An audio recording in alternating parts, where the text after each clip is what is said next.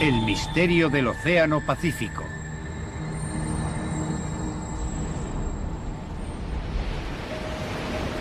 ...8 de septiembre de 1980... ...el enorme carguero Derbyshire... ...con 150.000 toneladas de mineral de hierro a bordo... ...se encuentra a 370 kilómetros de la costa este de Okinawa. El Derbyshire es un buque gigantesco... ...que mide más de 3 campos de fútbol de eslora... ...el doble del Titanic... ...y tiene solo 4 años. De proa a popa... ...su diseño es de lo más moderno que existe... Cualquiera se sentiría totalmente a salvo navegando en él. Pero algunos, como el marinero de primera Peter Lambert, no. Cuando venía a casa de permiso hablaba del barco en el que había estado, de la gente que había conocido, los marineros, los amigos que había hecho. Y siempre nos escribía. Pero este viaje no le gustaba, había algo raro. Mucha gente dijo lo mismo. Aunque a disgusto, Peter se enroló para un viaje más con la idea de ganar dinero suficiente para casarse. Tenía 19 años. Pero su boda nunca se celebraría. El 9 de septiembre, el Derbyshire desaparecería con toda su tripulación.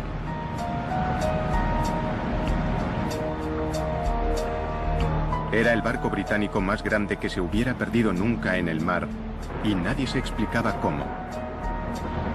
¿Cómo podía este barco gigante, tripulado por marineros experimentados, desvanecerse sin más, sin haber hecho una llamada de socorro y sin dejar rastro? ¿Sería otra víctima de uno de los enigmas más aterradores y duraderos del Océano Pacífico? Al sur de Japón se ubica una vasta extensión de océano vacío. Desde 1940, en estos crueles mares, han desaparecido misteriosamente un buen número de barcos gigantescos. Muchos de ellos se perdieron sin haber enviado siquiera un SOS y sin dejar pista alguna de su paradero. Pero estas aguas llevan siglos cobrándose víctimas. Hace mucho tiempo, los marineros japoneses dieron a esta región un nombre espeluznante: Naoumi, el mar del diablo.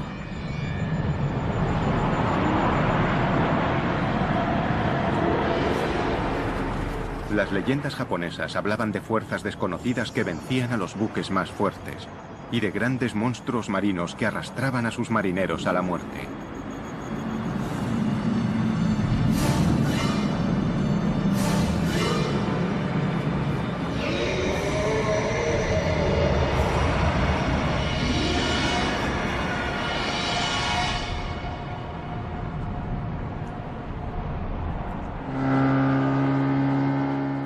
La leyenda de los monstruos marinos ha perdido peso, pero los pescadores japoneses siguen temiendo al mar del diablo, aunque su riqueza les impulsa a arriesgar sus propias vidas.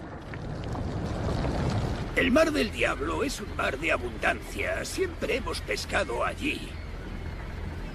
Pero aunque hay muchísimos peces, el precio por capturarlos a veces es muy alto. Este mar es distinto, las olas cambian rápidamente y de modo impredecible.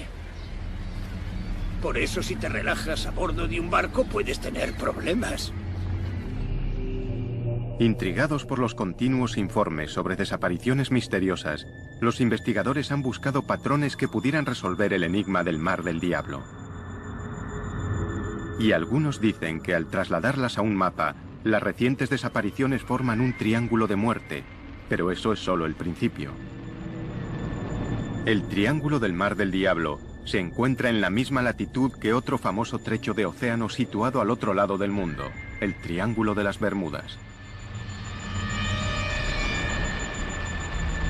¿Podría ser algo más que una coincidencia? ¿Podría ser el Mar del Diablo otro Triángulo de las Bermudas? ¿O incluso más mortal que el propio Triángulo de las Bermudas? Hay quien cree que podría serlo.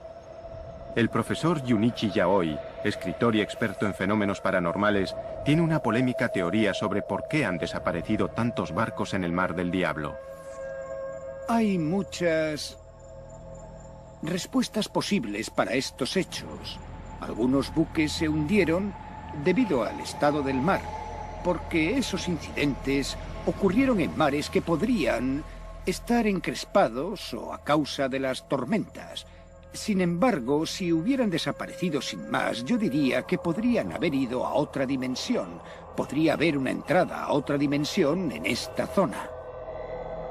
La mayoría de los científicos rechazan las teorías del profesor Yaoi por considerarlas ciencia ficción, pero en el Mar del Diablo siguen desapareciendo barcos.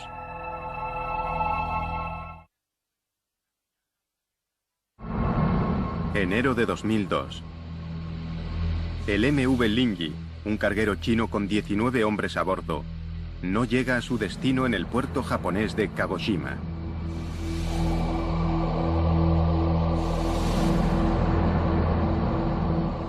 Pasan los meses, y las autoridades son incapaces de explicar qué le ha pasado al Linji.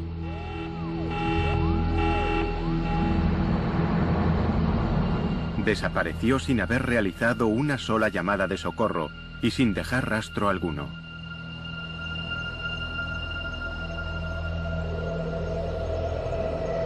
El profesor Yaoi tiene su propia teoría sobre lo que pudo haber ocurrido.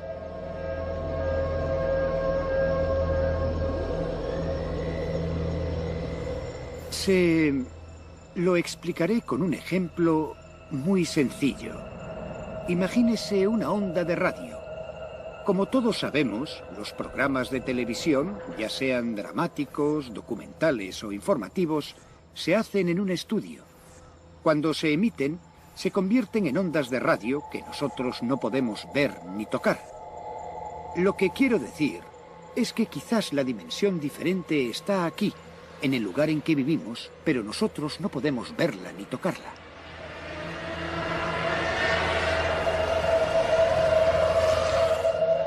Aunque hay quien ve en la teoría del profesor Yaoi una manera sencilla de explicar lo inexplicable, los expertos marítimos son escépticos.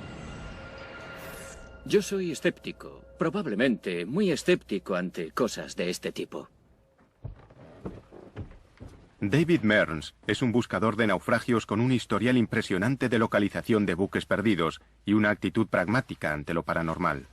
La gente me contrata para que encuentre respuestas desde el punto de vista científico y técnico. Por eso, si de pronto dijera... no puedo explicarlo. Debe de ser por el Triángulo de las Bermudas o por el Triángulo del Pacífico. No creo que volviera a tener nunca alguna credibilidad. En 1994, David y su equipo acometieron uno de sus mayores retos hasta la fecha: resolver el misterio del buque perdido Derbyshire. Sería una misión muy exigente incluso para un experto como él. Esta vez se enfrentaba a un enemigo formidable, tal vez el más duro de su carrera, al Mar del Diablo.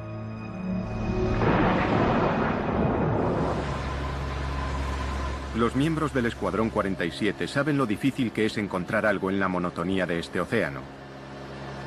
Los ojos de la Armada de los Estados Unidos en el cielo se encargan de la guerra antisubmarina, la vigilancia y las operaciones de búsqueda y rescate. No hay ningún lugar de la región al que no podamos ir en un periodo razonable de tiempo. Siempre tenemos un avión preparado para salir en una hora. Siempre está disponible para cualquier tipo de misión de búsqueda y rescate, de actividad de piratería o cualquier otra cosa. La patrulla 47 está en su puesto lo más rápido posible. Los aviadores conocen la región como la palma de su mano, pero ni siquiera ellos pueden explicar lo que han experimentado en este mar. Hay historias, rumores sobre cosas extrañas que les han ocurrido a los aparatos, pero también notamos cosas que a veces no quedan registradas. Por ejemplo, oímos algo que suena raro, volvemos atrás, ponemos la grabación y no está. Hay muchas historias sobre cinturones que se desabrochan y trampillas que se abren y cierran solas en zonas diferentes por las que volamos. En un trabajo tan peligroso y especializado como este, hay que estar prevenido. Los hombres y mujeres que vuelan por estos cielos hostiles saben que no son solo barcos los que desaparecen. Los cielos del Mar del Diablo se han cobrado su cuota de aviones. Y hay una desaparición misteriosa que obsesiona sobre todas las demás a las tripulaciones que sobrevuelan esta zona a diario. 22 de marzo de 1957, 4:48 de la mañana. Un avión de transporte Stratofighter C-97 de las Fuerzas Aéreas de los Estados Unidos despega de la isla Wake hacia el Aeropuerto Internacional de Tokio con 67 militares a bordo.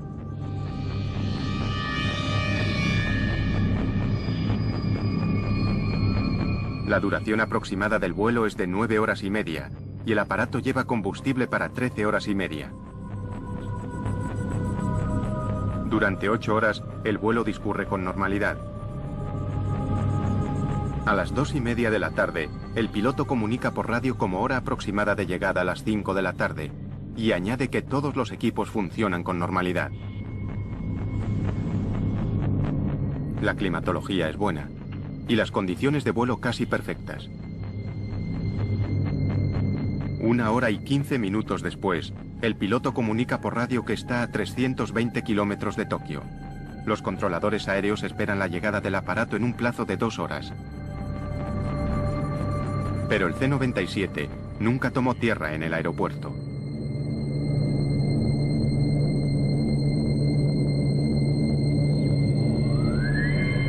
Los equipos de vigilancia y rescate peinaron miles de kilómetros cuadrados de océano, reconstruyendo el recorrido del aparato. No encontraron nada. El gigantesco avión de transporte había desaparecido. Algo dentro o sobre el Mar del Diablo tenía poder suficiente para eliminar al enorme aparato sin dejar rastro. ¿Qué pudo haberle ocurrido a este formidable avión, fabricado para el combate y en condiciones perfectas para el vuelo? A día de hoy, nadie lo sabe. Sigue siendo un misterio y un peligro que los hombres y mujeres del ejército deben aceptar en el cumplimiento del deber.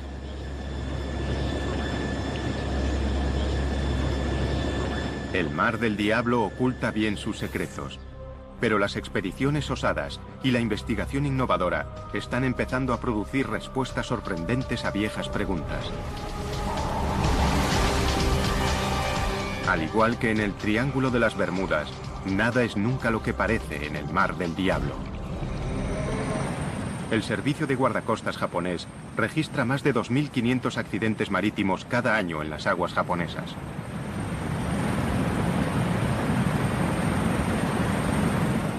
Estas aguas mortales son inmensas e implacables. Las posibilidades de dar con un barco perdido en esta zona hacen que encontrar una aguja en un pajar parezca fácil.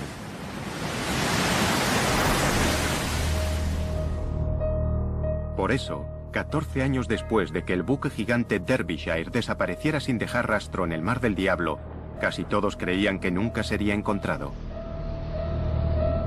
El informe oficial culpó a las fuerzas de la naturaleza y el caso se cerró. Pero las familias de la tripulación del Derbyshire no iban a permitir que el suceso se olvidara. Querían respuestas. Lo único que queríamos eran pruebas que demostraran exactamente qué le había ocurrido al barco y por qué 44 personas habían muerto. La única manera de que se reabriera la investigación era que tuviéramos nuevas pruebas y estas se hallaban en el Derbyshire.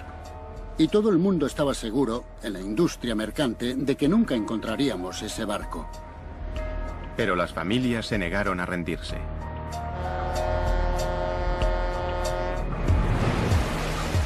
En julio de 1994, una expedición dirigida por David Mears de Oceaneering Technologies ponía rumbo hacia el Mar del Diablo con la esperanza de solucionar el caso. El equipo se apoyaba en una débil pista. En la época del hundimiento del Derbyshire, los aviones de búsqueda y rescate informaron de una mancha de combustible no muy lejos de la última posición conocida del barco. Nadie había utilizado el petróleo como pista inicial para salir a buscar el barco. Había cierta incertidumbre en aquella época sobre lo grande que podía ser el área. ¿Estaría el petróleo directamente sobre el barco o lo habría arrastrado la corriente 15 kilómetros, 100 kilómetros, 150 kilómetros? Nadie lo sabía. Pero mi corazonada era que se trataba de una señal excelente que nos llevaría hasta los restos del Derbyshire. Solo con esta pista, David Mears y su equipo intentarían lograr lo imposible: encontrar el Derbyshire y poner fin al misterio. Una cosa era organizar la búsqueda, pero en este vasto y violento océano, las probabilidades de encontrar el Derbyshire eran mínimas. El lecho del océano está a kilómetros de profundidad, y aunque el Derbyshire estuviera allí abajo, su estado de conservación 14 años después de su desaparición era impredecible. Con casi todo en contra, el equipo de la expedición depositó su fe en un dispositivo moderno, el sonar de barrido lateral. Remolcado por su barco, recorrería el lecho del océano y enviaría imágenes tomadas a 4.000 metros de profundidad. Pero estos barridos del sonar serían también una carrera contrarreloj. Cada día de búsqueda costaría decenas de miles de euros. El equipo de búsqueda solo tenía dinero para 8 días en el mar. El sonar de barrido lateral remolcable descendió al lecho del Mar del Diablo y comenzó a transmitir imágenes extrañas desde el fondo del océano. Para un profano, no eran más que un revoltijo de formas y sombras, pero a David Mearns algo le llamó la atención. Sí, fíjate en esta altura. Al final de aquella línea empezamos a ver algunas cosas que parecían un poco sospechosas. Y cuando pasamos a la siguiente línea, vimos aún más indicios y finalmente en la tercera línea nos encontramos con algo que era un volumen grande, denso, de material duro, pero no podíamos saber si era una roca o restos del buque. Mira eso. ¿Sería el golpe de suerte que estaban esperando? El equipo sabía que el éxito o el fracaso de la expedición estaban en juego. Todo dependía de lo que consiguieran ver en la segunda pasada del sonar. Cuando nos estábamos acercando justo al punto en el que el sonar remolcable empezaba a captar imágenes, lo perdimos. Así, tal cual. Un cable doble de acero, muy resistente, se rompió. Y allá se fue nuestro sonar remolcable de 600.000 euros por la popa del barco y supimos que estaba perdido.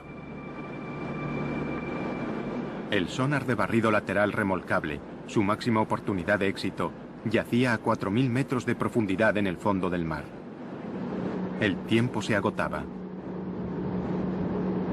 Primer asalto para el Mar del Diablo. Antes de que se pudiera intentar una recuperación, una tormenta amenaza en el horizonte y el equipo debe preparar el barco para el inminente impacto. Son conscientes de lo que el clima puede cambiar aquí. En el recuerdo, una tormenta que devastó la armada más poderosa que haya surcado jamás los mares. Hoy, esa misma armada cuenta con una tecnología impresionante y ha aprendido de las lecciones de la historia. ¿Pero estarán destinados estos marineros a enfrentarse una vez más a la furia del Mar del Diablo?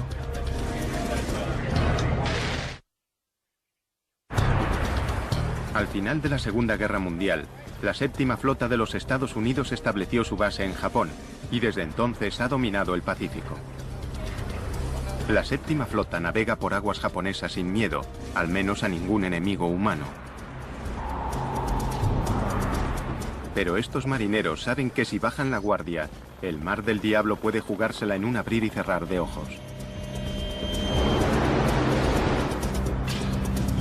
Muchas veces disfrutas de vientos favorables y de mareas en calma. Mejor imposible. Miras el horizonte, hay una brisa agradable, el sol brilla y te dices que si no estuvieras en la marina te estarías bronceando. Pero unas horas después, sin más, es como si se desencadenaran 1000 demonios. Así que nunca sabes qué va a pasar. Para sobrevivir en el Mar del Diablo, hay que estar preparados para lo que sea. En esta peligrosa región, lo más importante no son los pilotos de los cazas, sino un puñado de meteorólogos que escudriñan el mar y el cielo en busca de alguna señal de problemas. Estos hombres no contemplan el equivocarse. El más mínimo error podría ponerles en la senda del peligro, y sobre sus buques caería el clima más mortífero que pueda generar el planeta. Parece increíble que estos poderosos buques de guerra, construidos para repeler a los peores enemigos, puedan ser tan vulnerables a los embates de la naturaleza. Pero el Mar del Diablo ya ha demostrado lo que puede hacerles. Es una tragedia que aún atormenta a la Armada. Diciembre de 1944. La Segunda Guerra Mundial ruge en el Pacífico. Los escuadrones suicidas de los kamikazes japoneses son el enemigo más temido. Pero el terror que inspiran está a punto de ser superado. El Destacamento 38, un grupo de buques de combate de la Armada de los Estados Unidos, bombardea las posiciones japonesas en Filipinas, preparando el camino para el desembarco de MacArthur en la playa.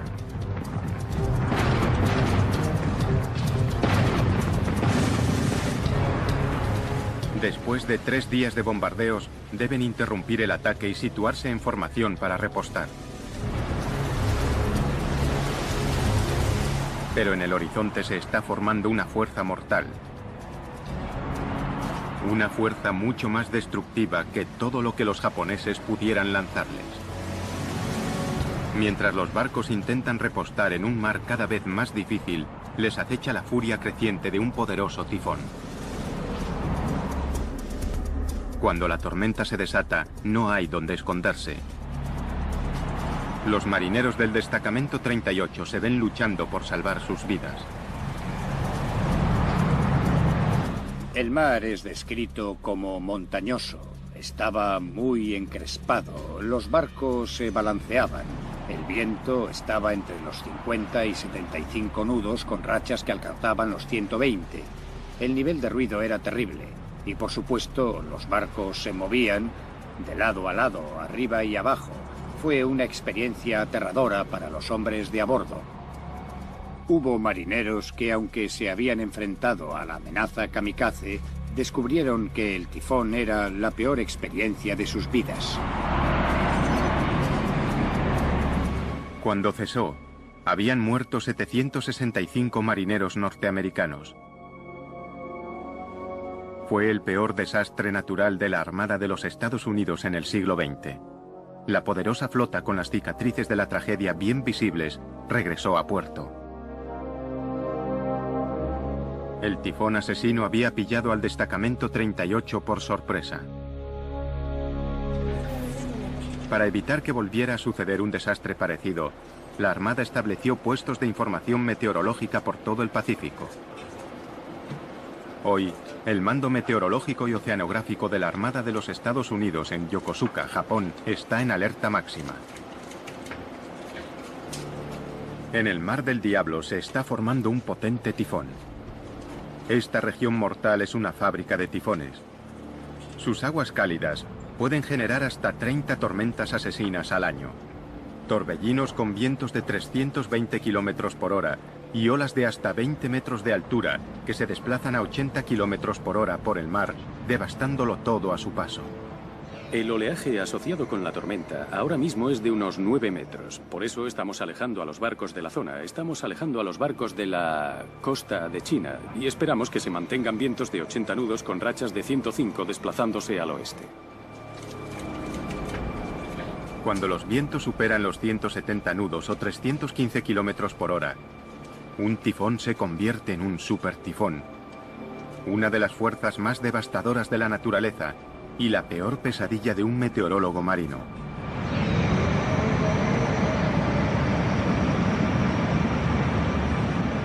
En un supertifón puede haber olas que superen bien los 10 metros y mucho mayores de lo que querrías encontrarte con un barco. Capaces de hundir barcos, hacerlos encallar, destruir instalaciones portuarias y casas en las islas y devastar absolutamente todo lo que se encuentran. Un viento de 170 nudos derrumbaría muros de hormigón y estructuras permanentes. La labor de un meteorólogo naval consiste en asegurarse de que si un monstruo meteorológico como este agita los mares, no se encuentre nunca con un buque de la Armada de los Estados Unidos. Si están lo suficientemente cerca de tierra, pueden capear el temporal en la seguridad relativa de un puerto, pero los buques que están muy lejos de la costa no tienen otra opción que afrontar la tormenta. Muchos de los barcos perdidos en el Mar del Diablo han desaparecido durante los peores meses de invierno, cuando las tormentas son más frecuentes y mortales. Pero estos son buques gigantes, pensados para resistir las peores condiciones. Un tifón solo no podría hundirlos. Cuando el gigantesco carguero Derbyshire puso rumbo hacia el Mar del Diablo, era septiembre de 1980, la peor época en la estación de los tifones. A las 10:19 de la mañana del 9 de septiembre, el capitán informó de que el Derbyshire estaba luchando contra vientos de 110 kilómetros por hora y olas de 10 metros.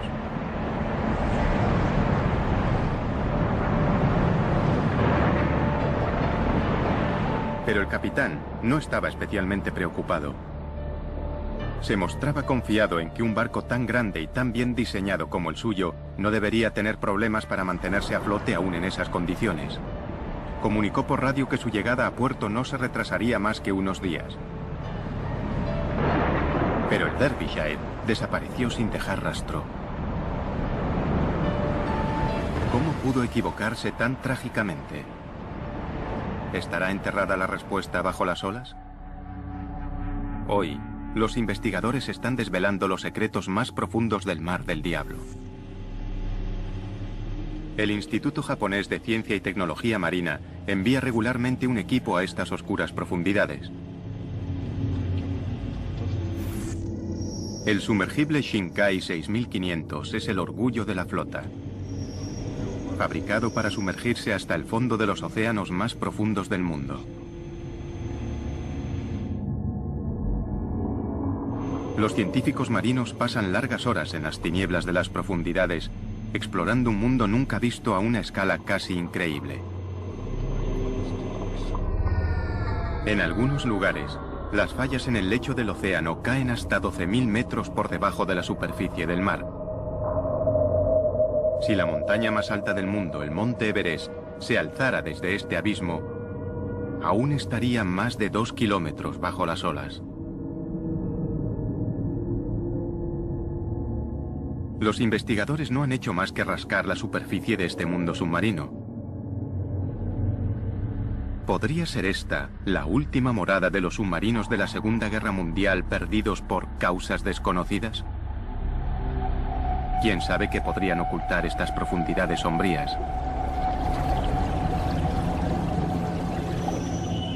Se ha sugerido incluso la existencia de una fuerza extraterrestre que acecha bajo el Mar del Diablo. El informe de la investigación de un científico ruso fue ampliamente difundido en la prensa paranormal. El 18 de agosto de 1980, el buque soviético Vladimir Boberov regresaba de una misión de rescate en la costa japonesa. El jefe de la expedición, profesor Platonov, declaró que estaba de guardia cuando, de repente, un objeto no identificado salió del mar y rodeó el barco. Según el profesor, era de forma cilíndrica y pasó a toda velocidad emitiendo una luz azul cegadora.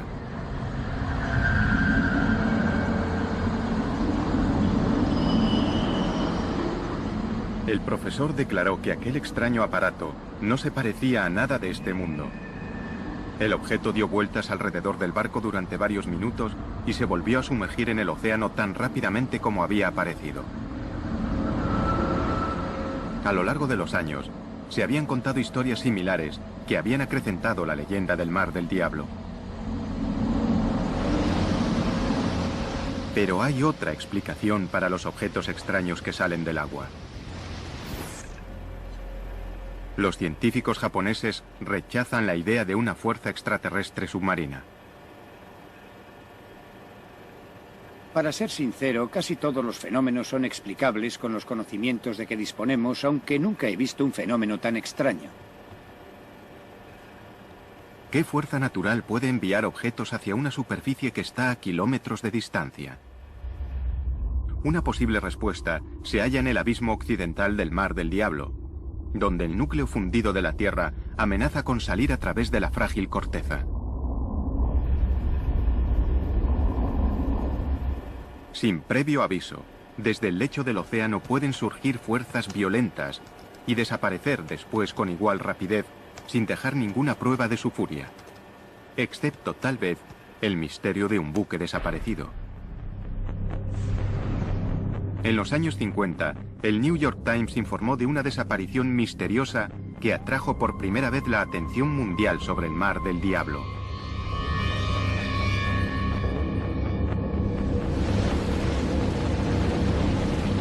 23 de septiembre de 1952.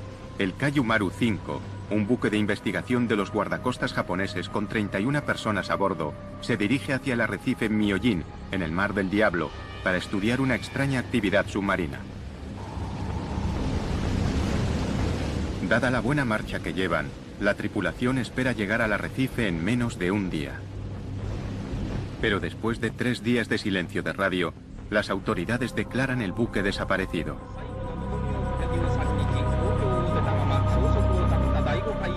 Los buques que se encuentran en la zona acuden a buscar supervivientes. Ningún tripulante del Kayumaru aparecería. El misterio crece hasta que, por casualidad, los equipos de búsqueda son testigos de un violento fenómeno natural.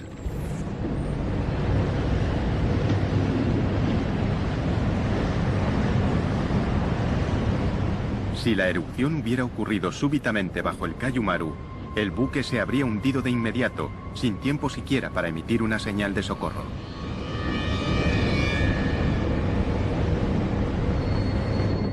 Se encontraron algunos restos de un naufragio, pero ninguno con el nombre del barco, y no hubo supervivientes que contaran lo ocurrido. El destino del Kayumaru seguiría siendo un secreto del Mar del Diablo. Los familiares desconsolados se vieron obligados a aceptar que el buque simplemente había desaparecido, y con él sus maridos, hijos y padres. El servicio de guardacostas japonés aconsejó a los buques que evitaran el arrecife Myojin ante el peligro de una erupción submarina. Nacía así una leyenda. Pero las profundidades pueden matar de más de una manera. Cuando un terremoto asola a las ciudades costeras japonesas, sus habitantes corren hacia las colinas. Un terremoto en el lecho marino envía una onda de choque a la superficie. Entonces, se desplaza una masa de agua que se mueve rápidamente a través del océano. Esta fuerza irresistible es el tsunami, la más mortífera de las olas. En océano abierto, los tsunamis pueden alcanzar más de 800 kilómetros por hora. Cualquiera que se encuentre en su camino, en tierra o en un puerto, no tiene ninguna posibilidad. De pequeño, Takeo Suzuki fue uno de los pocos afortunados que sobrevivieron cuando un tsunami aniquiló su aldea. Fue realmente terrible. A las 12 en punto se produjo el terremoto. Unos minutos después llegó el tsunami. La gente intentó huir. Los que murieron no estaban muy lejos de nosotros, pero por desgracia murieron.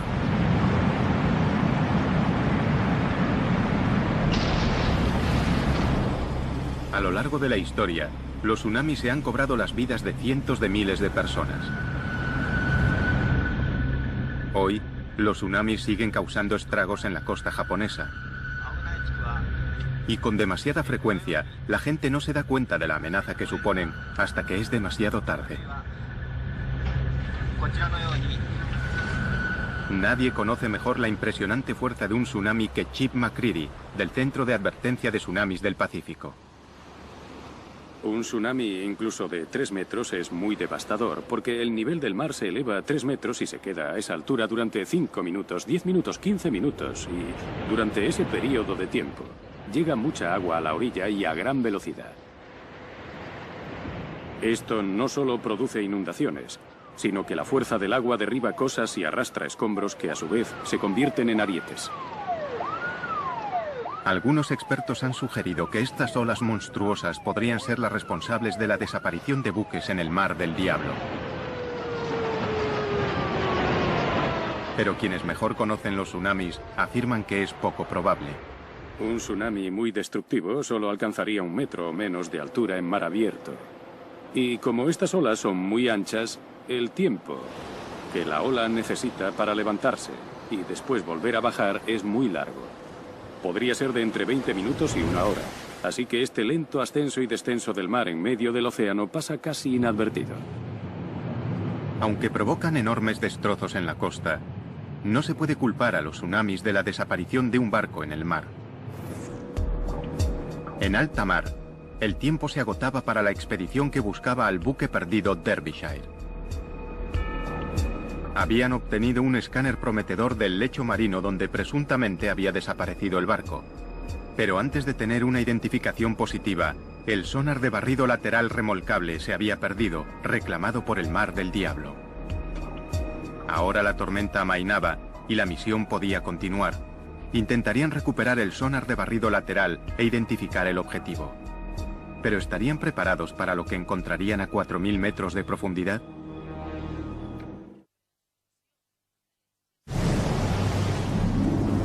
Nada está a salvo en el Mar del Diablo, considerado por algunos el Triángulo de las Bermudas del Pacífico. Los barcos desaparecen de la superficie, los submarinos se sumergen hacia su perdición, los aviones se desvanecen en los cielos. Algunos culpan a fuerzas artificiales, otros a fuerzas naturales. Pero sin duda, se trata de una de las zonas más peligrosas y misteriosas de todos los océanos del planeta. Y una pieza del rompecabezas estaba resultando esquiva hasta la frustración.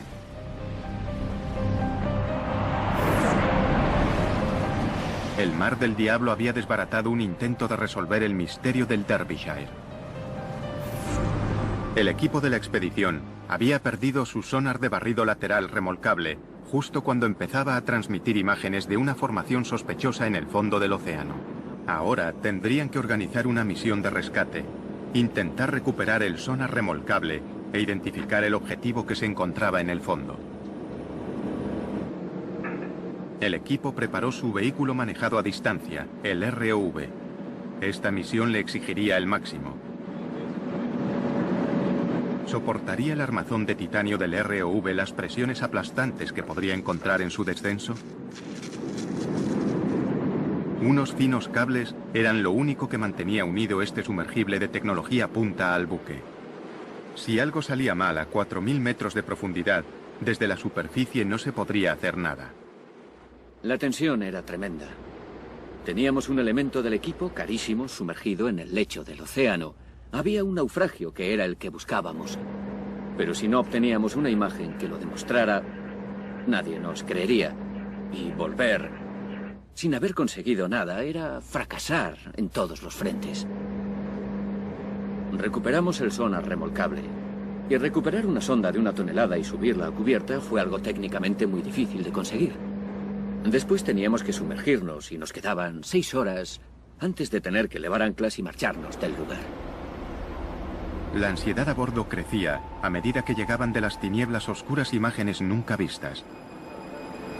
El ROV captó un rastro de reluciente mineral de hierro, la carga que el Derbyshire transportaba cuando desapareció.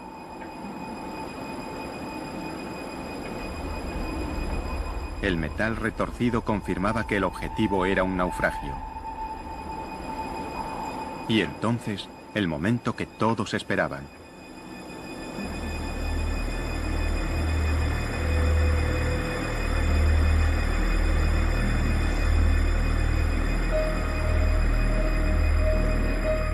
Una prueba, por fin, de que el poderoso barco no había desaparecido sin más, sino que al menos, tras este misterio, había una respuesta. Encontrar los restos de un naufragio es una sensación fantástica. Muchos habían predicho que no lo encontraríamos. Así que el momento en el que empiezas a ver el naufragio, que puedes ver esas imágenes, es una gran sensación.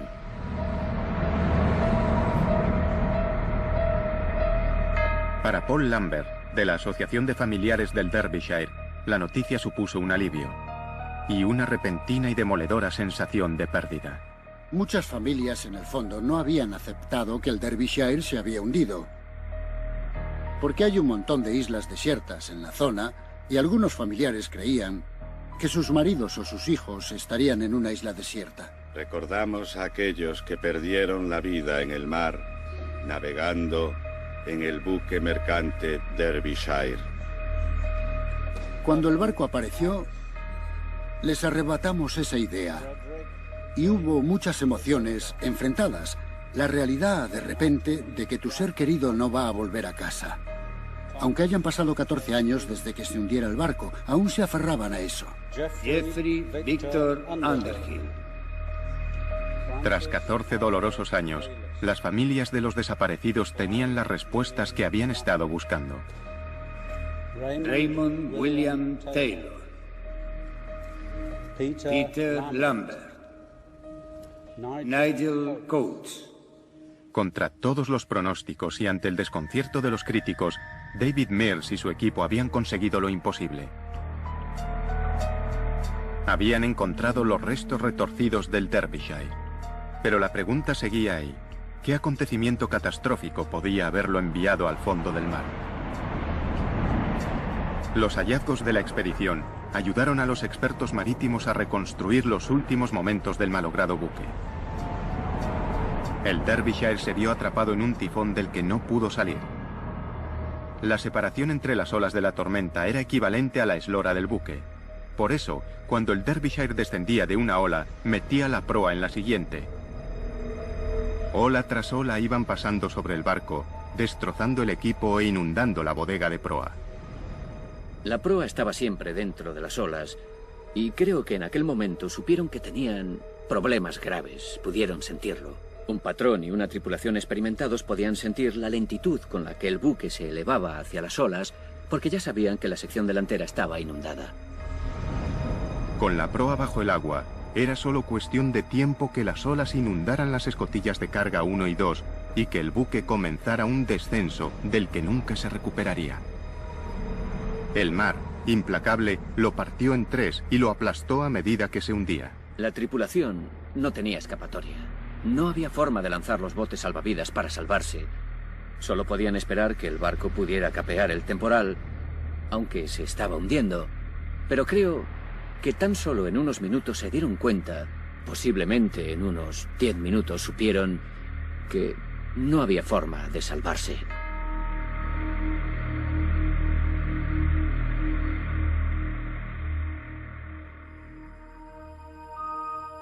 El último acto de la expedición consiste en colocar una placa conmemorativa en la cubierta de proa del Derbyshire, con una oración por las vidas perdidas.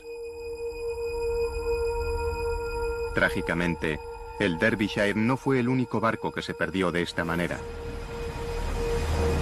Tan solo unos años después de la desaparición del Derbyshire, sus dos buques gemelos también fueron destrozados debido a los mismos defectos de diseño por tormentas que tendrían que haber superado.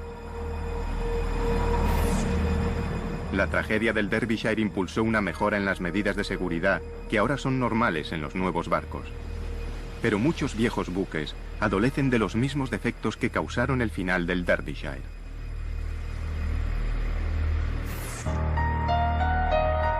Para Paul Lambert, la lucha está lejos de terminar. Tal vez el misterio del Derbyshire ya se haya resuelto, pero él no descansará hasta que todos los barcos sean seguros. No quiero que la vida de mi hermano Peter y de las otras 43 personas que iban a bordo se haya perdido para nada. Y la única manera de conseguirlo es que se plasmen en la práctica las recomendaciones. Quiero que la gente recuerde al Derbyshire y a las víctimas del naufragio.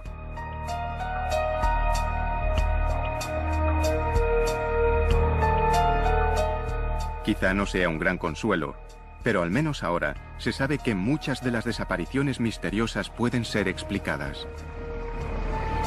Y cada misterio resuelto aumenta las posibilidades de los miles de marineros que se aventuran cada día en el mar del diablo.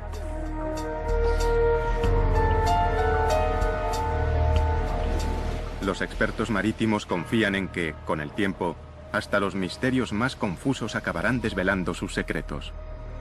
Cuando estés en el mar, a bordo de un barco, solo existes tú, tu tripulación y tu barco. Ocurren cosas y nadie se entera. Y el Derbyshire fue uno de esos barcos de los que, si no hubiera aparecido, nadie sabría nunca nada. Y quienes quisieran pensar que había desaparecido por algún fenómeno inexplicado, podrían haberlo creído. Pero hemos demostrado que eso es falso. Ahora sabemos por qué se hundió. Y eso es lo que me hace confiar en que estas cosas son explicables. Al menos en el caso del Derbyshire. Pero para algunos, el enigma siempre estará ahí. Mucha gente se ha dado cuenta de que hay cosas que no podemos resolver, aunque haya habido grandes avances en la ciencia. Sin embargo, no creo que los que insisten en que no hay nada que la ciencia no pueda resolver cambien de opinión. Cientos de buques siguen surcando cada día esta enorme extensión de océano, desafiando a las fuerzas de la naturaleza y a los terrores de lo desconocido.